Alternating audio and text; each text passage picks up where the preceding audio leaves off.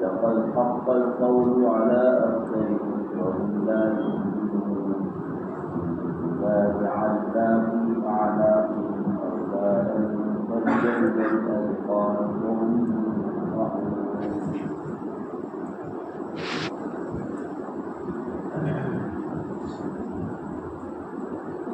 قرآن کی قسم کھانے کے بعد محمد صلی اللہ علیہ وسلم کے رسول ہونے کو بیان کیا اور ساتھ ہی یہ بیان کیا کہ آپ سیدھے راستے پر علی صراط مستقیم، رسول ہونا اور سیدھے راستے پر ہونا یہ دونوں لازم ملزوم، یعنی رسول لا محالہ سیدھے راستے ہی پر ہوگا۔ یہ ہو نہیں سکتا کہ کوئی اللہ کا سچا رسول ہو اور وہ سیدھے راستے سے ہٹا ہوا ہو۔ رسول کی ہر بات، رسول کا ہر عمل وہ راہ حق کے ساتھ ہوتا ہے۔ اسی لیے یہاں پر عربی زبان کے اسلوب کے اعتبار سے واو حرف عطف کے ذریعے فصل نہیں کیا کہ وَعَلَى صِرَاطٍ مُسْتَقِيمٍ، بلکہ یہاں وصل کے ساتھ یہ بات ارشاد فرمائی کہ آپ اللہ کے رسول ہیں سیدھے راستے پر۔ صراط مستقیم، سیدھا راستہ۔ سیدھا راستہ، اس سے ایک بات تو یہ معلوم ہوتی ہے کہ جو حق ہوتا ہے وہ ہمیشہ آسان ہوتا ہے۔ سیدھے راستے پر چلنا انسان کے لیے آسان، اور ادھر ادھر دائیں بائیں مڑنا ہو، گھومنا ہو تو وہ انسان کے لیے مشکل ہوتا ہے۔ کسی شخص کو راستہ معلوم نہ ہو اور وہ آپ سے راستہ دریافت کرے کہ مجھے فلاں جگہ جانا ہے، وہاں تک جانے کا راستہ کیا ہوگا، اگر آپ اس کو کہیں کہ ادھر پھر ادھر دائیں بائیں، وہ کہے گا کہ اگر تم سیدھا راستہ بتا دو وہ سیدھا پرفیکٹ میری منزل تک پہنچ جاتا ہو، کیونکہ ادھر ادھر جانے میں تو بھٹکنے کا اندیشہ رہتا ہے۔ تو جو حق والا راستہ ہوتا ہے، سچا راستہ ہوتا ہے، اللہ کی مرضی والا راستہ ہوتا ہے، وہ ہمیشہ سیدھا ہوتا ہے۔ اسی لیے نبی کریم صلی اللہ علیہ وسلم نے ایک مرتبہ زمین پر لکیریں کھینچ کر بتلایا کہ یہ سیدھا راستہ ہے، دوبارہ سیدھا راستہ، دوسرے کہ سیدھا راستہ جس طرح آسان ہوتا ہے ایسے ہی وہ انسان کی طبیعت، فطرت اور عقل کے مطابق ہوتا ہے۔ وہ انسانی عقل کے خلاف نہیں ہوتا ہے۔ مثلا کان کو یہاں سے پکڑنا اور یہاں سے پکڑنا، لوگ کہتے ہیں کہ دونوں برابر ہے، کان کو ادھر سے پکڑو یا ادھر سے پکڑو، نہیں، برابر نہیں ہے۔ ادھر سے پکڑنا آسان ہے اور فطرت کے مطابق، اور پیچھے سے گھوم کر پکڑنا اس میں دشواری بھی ہے اور وہ فطرت کے خلاف بھی ہے۔ کھانا منہ کے راستے سے کھایا جاتا ہے، تو منہ کے راستے سے پیٹ تک غذا کا پہنچانا یہ فطرت کے مطابق ہے،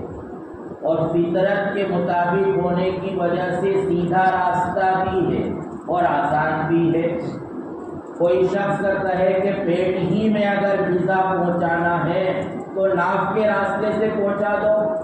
حلق کے راستے سے پہنچانے کی کیا ضرورت؟ تو چونکہ یہ فطرت کے خلاف ہوگا اور فطرت کے خلاف ہونے کی وجہ سے وہ سیدھا راستہ بھی نہیں ہوگا اور اس میں دشواری بھی ہوگی۔ تو اس سے یہ بات معلوم ہوئی کہ جو دین اسلام ہے، عقائد سے لے کر عبادات تک اور معاملات سے لے کر معاشرت اور سیاست تک، انسانی زندگی کے جتنے بھی شعبے ہیں اور ان شعبوں اور فیلڈ کے تعلق سے اسلام کے احکامات ہیں، دین کی ہدایات ہیں، تو وہ سب کے سب آسان بھی ہے اور فطرت کے مطابق بھی ہے۔ لہذا اگر آدمی کو نیک بننا ہو تو وہ انسان بن جائے۔ جو انسان بن جائے گا، یعنی انسان کو اللہ تبارک و تعالیٰ نے جس فطرت کے مطابق پیدا کیا، اس فطرت کے مطابق وہ ہر کام کرنے لگے گا تو وہ پکا سچا مسلمان بھی ہوگا۔ اور ایک انسان ہے لیکن وہ اپنی اصل فطرت کے مطابق کام نہیں کرتا، تو اگر وہ اچھا انسان نہیں ہے تو وہ پکا سچا مسلمان بھی نہیں ہے۔ لہذا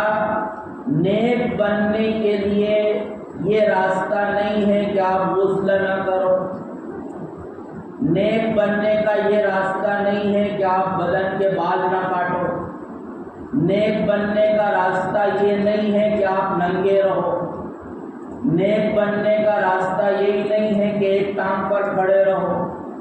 نیک بننے کا یہ راستہ نہیں ہے کہ آپ ایک ہاتھ کھڑا رکھو، نیک بننے کا یہ راستہ نہیں ہے کہ ناخن بڑھا لو۔ تو ہم نے دیکھا ابھی کنبھ میلے میں کیا ہوا، وہ نیک بننے کے راستے پر چل رہے ہیں، اپنے ظام کے مطابق، اپنے گمان کے مطابق وہ نیک بننے کے راستے پر چل رہے ہیں، مہان انسان بننے کا راستہ انہوں نے اختیار کیا۔ لیکن اگر ایک عقل مند آدمی سوچے تو جو راستہ انہوں نے اختیار کیا ہے وہ انسان کی طبیعت، فطرت اور عقل کے خلاف ہے اور اسی وجہ سے دشوار بھی ہے۔ بھئی اگر ایک پیر پر ہی کھڑا رہنا اللہ کے نزدیک عبادت تھی تو اللہ نے انسان کو دو پیر کیوں دیے؟ اگر غسل نہ کرنا، جسم کو بدبودار رکھنا، پرسوں ہو گئے نہائے ہی نہیں، کہ اگر کوئی جانور بھی ان کے جسم سے لگے تو وہ جسم کے زہریلے پن کی وجہ سے جانور بھی مر جائے، تو یہ تو انسان کی فطرت کے خلاف۔ انسان کی فطرت میں یہ بات ہے کہ وہ صاف ستھرا رہنا چاہتا ہے، میلا کچیلا رہنا ایک عقل مند انسان کو پسند نہیں ہے۔ اور ایسے شخص کو پاگل کہا جاتا ہے کہ جو قضائے حاجت کے لیے جائے لیکن پانی سے صفائی حاصل نہ کرے، اس کے جسم سے بدبو آ رہی ہو، پسینے کی، میل کچیل جم گیا ہو، وہ نہانے کے لیے تیار نہیں ہو حالانکہ ہر وقت پانی موجود ہے، تو اس کو پاگل کہا جاتا ہے کیونکہ وہ فطرت کے خلاف کام کر رہا۔ تو اسلام کا جو راستہ ہے، دین کا جو راستہ ہے، وہ سیدھا راستہ ہے اور سیدھا راستہ ہونے کی وجہ سے آسان بھی ہے اور انسان کی طبیعت اور عقل کے مطابق بھی۔ کوئی سا بھی حکم ایسا نہیں ہے کہ جس میں دشواری، اگر کچھ تھوڑی بہت دشواری اگر ہم کو محسوس ہوتی ہے تو وہ ماحول کے مخالف ہونے کی وجہ سے محسوس ہوتی ہے، ورنہ فی نفسی اس میں کوئی دشواری نہیں۔ اب یہی دیکھ لیجئے کہ 24 گھنٹے میں صرف اللہ تبارک و تعالیٰ نے 5 وقت کی نماز فرض کی، اور اس 5 وقت کی نماز کے لیے بھی چند رکعتیں، اب 24 گھنٹے میں اگر انسان تھوڑے تھوڑے وقفے سے نماز کے لیے وقت فارغ کر لے تو اس میں کون سی دشواری؟ پھر جو آرام کا وقت تھا تو اس میں رعایت کی کہ اس میں خلل نہیں ڈالا، رات سونے کے لیے ہے تو وہاں پوری رات میں کوئی نماز فرض نہیں، آپ عشاء سے لے کر صبح تک سوتے رہو، کوئی فریضہ آپ پر نہیں ہے کیونکہ یہ آپ کے آرام کا وقت ہے۔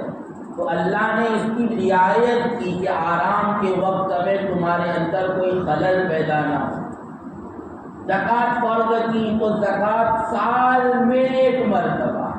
یہ نہیں کہ روزانہ جتنا کما رہے اس میں سے دو، اور سال میں ایک مرتبہ تو اس میں بھی یہ کہا کہ سال بھر تم نے خوب کھایا، خوب خرچ کیا، سب خرچ کرنے کے بعد جو سال میں بچ رہا اس پر زکوٰۃ فرض ہے۔ اور بچنا مطلب نہیں کہ 1 روپیہ بھی بچ گیا، 100 اور 1000 بھی بچ گئے، یہ نہیں، بلکہ اس کی بھی ایک مقدار متعین کی کہ اتنا بچ گیا ہو تو جا کر زکوٰۃ واجب ہو۔ تو اب اس میں کوئی پریشانی نہیں، مشکل راستہ نہیں ہے، بالکل آسان راستہ ہے۔ روزے بھی اگر اللہ نے فرض کیے ہیں تو وہ سال میں 1 مہینے کے لیے فرض ہے، اور 1 مہینے کے لیے بھی ایسا نہیں ہے کہ تمہیں کھانے پینے کی بالکل اجازت نہیں، صرف وہاں وقت تبدیل کر دیا گیا کہ جو صبح کا دوپہر کا کھانا ہے جو تم وہ صبح سے پہلے کھا لو، اور رات کا کھانا تو تمہیں اپنے وقت ہی پر کھانا۔ اور یہ سب بھی احکام جو دیے گئے ہیں وہ انسان کی تربیت کے لیے دیے گئے ہیں تاکہ ایک انسان اچھا انسان بن سکے۔ اب سچ بولنے کا حکم دیا جاتا ہے، دوسروں کو دھوکہ دینے سے منع کیا جاتا ہے، تو ظاہر ہے کہ یہ سب اچھائیاں ہیں، خود انسان کا دل یہ کہتا ہے کہ ایسا ہونا چاہیے۔ تو یہ صراط مستقیم کا یہ مطلب ہے کہ جو سیدھا راستہ ہوتا ہے وہ آسان ہوتا ہے، اس میں کوئی دشواری نہیں ہوتی، اور جو سیدھا راستہ ہوتا ہے وہ عقل اور فطرت کے مطابق ہوتا ہے۔ تو یہ فرمایا کہ رسول سیدھے راستے پر ہوتا ہے اور وہ سیدھے راستے ہی کی طرف بلاتا ہے۔ لِتُنذِرَ تَنزِيلَ الْعَزِيزِ الرَّحِيمِ، کہ یہ قرآن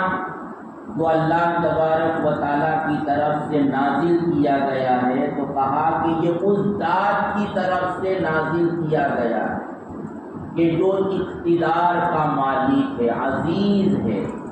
قوت والا ہے، اقتدار والا ہے، اور ساتھ ہی وہ رحیم ہے، مہربان ہے۔ یعنی یہ کہا جا رہا ہے کہ یہ کوئی کسی فرمائشی کی فرمائش نہیں ہے، کوئی درخواست ریکویسٹ نہیں ہے کہ تم چاہو تو اس کو ایکسیپٹ کرو اور چاہے تو ریجیکٹ کر دو، نہیں، بلکہ یہ حاکم کا فرمان ہے۔ اس حاکم کا فرمان ہے کہ اگر تم نے اس کو ریجیکٹ کر دیا تو اس کا وبال تم کو بھگتنا پڑے گا، کیونکہ وہ ذات عزیز ہے، اس کے پاس طاقت ہے، قوت ہے، اقتدار ہے، حکومت ہے، سلطنت ہے، اور ایسا نہیں ہے کہ وہ زبردستی اپنے مفاد کے لیے تم پر کوئی حکم تھوپ رہا ہو، نہیں، وہ رحیم ہے، اس نے جو کچھ بھی تم کو حکم دیا ہے اس میں تمہارا ہی فائدہ، تم کو ذاتی نقصان سے، مالی نقصان سے، معاشرتی نقصان سے، دنیا کے نقصان سے، آخرت کے نقصان سے بچانے کے لیے یہ سب ہدایات دی جا رہی ہیں۔ اور بہت سی مرتبہ ایسا ہوتا ہے کہ جیسے ماں باپ بچے سے کہتے ہیں تو بچے کو بوجھ لگتا ہے، بچے کو یہ لگتا ہے کہ میری آزادی میں خلل ڈالا جا رہا ہے،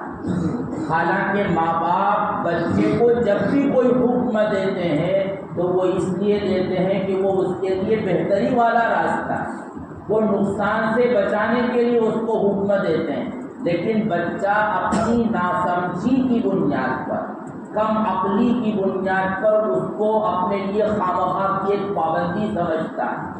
تو ایسے ہی ہو سکتا ہے کہ ہم بندے اپنی ناسمجھی اور ناعقلی کی وجہ سے اللہ کے کسی حکم کے متعلق ہم کو یہ خیال ہو کہ یہ خامخواہ کی پابندی ہے،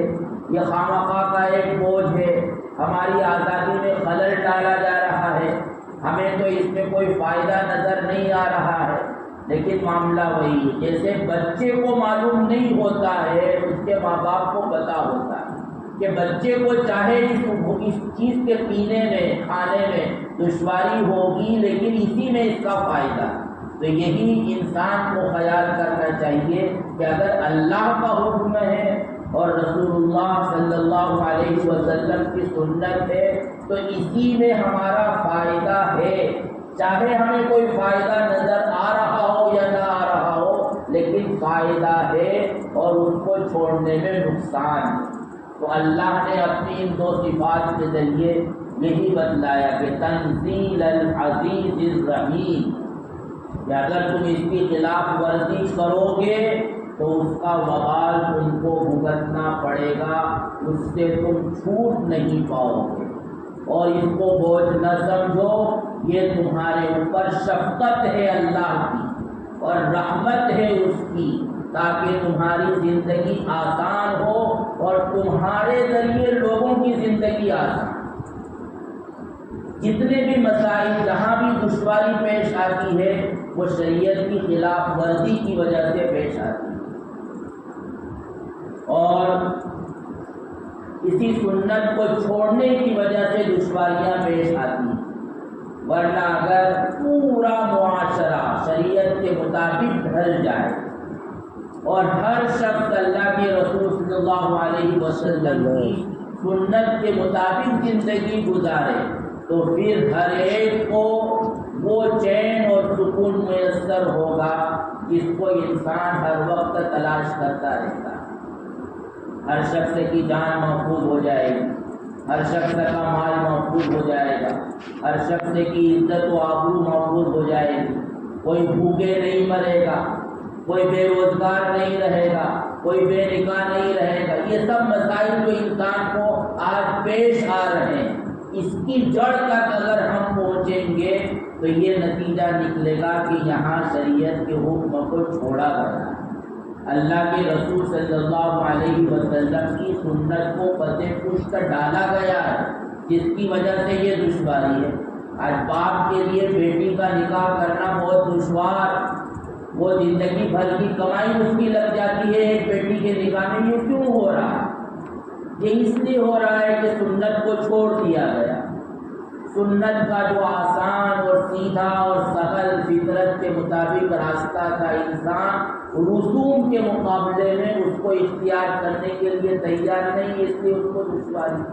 دنیا میں آج بہت سے انسان ہیں جو بھوکے مر رہے ہیں، وہ کیوں ہے؟ اس لیے کہ وہ نظام قبول نہیں کیا گیا جو الہی نظام تھا۔ الہی نظام اس لیے تھا کہ ہر ایک کو کھانا میسر ہو، ہر ایک کو گھر میسر ہو جائے، ہر ایک کو کاروبار اور روزگار میسر ہو جائے، لیکن اس الہی نظام سے بغاوت کی جا رہی ہے دنیا، اس کے نتیجے میں یہ سب مسائل ہیں۔ تو یہ اس کی طرف اشارہ تنزیل العزیز الرحیم۔ اور پھر آگے رسول کے مبعوث ہونے کا مقصد بیان کیا گیا، لِتُنذِرَ قَوْمًا مَّا أُنذِرَ آبَاؤُهُمْ وَهُمْ غَافِلُونَ، کہ رسول کا کام ہوتا ہے آنے والے خطرے سے آگاہ کرنا۔ انذار کے معنی ڈرانا، ڈرانے کا مطلب یہ نہیں جیسے شیر سے ڈرایا جائے، ڈرانے کا مطلب ہوتا ہے کہ جو خطرہ آنے والا ہے اس خطرے سے پہلے سے پہلے سے اس کو بتا دیا جائے۔